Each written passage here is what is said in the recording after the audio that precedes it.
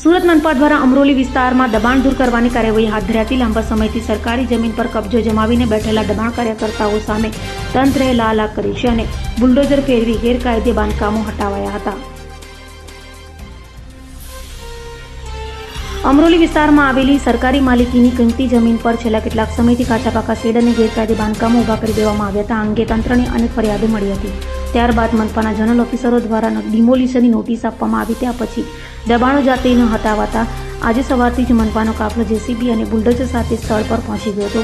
કોઈ અનિચ્છનીય ઘટના ન બને તે માટે સ્થાનિક પોલીસનો ચુસ્ત બંદોબસ્ત પણ ગોઠવવામાં આવ્યો હતો। આ કામગીરી દરમિયાન હજારો ચોરસ ફૂટ સરકારી જમીન ખુલ્લી કરવામાં આવી છે, જેની બજાર કિંમત કરોડોમાં અંકાય છે।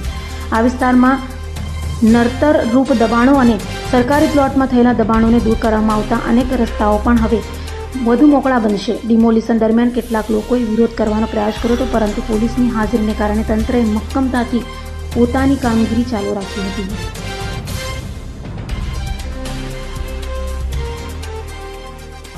અભય થઈને નિષ્પક્ષતાથી નિરપેક્ષ રીતે વાસ્તવિકતાનો અરીસો રૂપી સચોટ માહિતી લાવતો સત્યની સાથે અભય ટાઈમ્સ।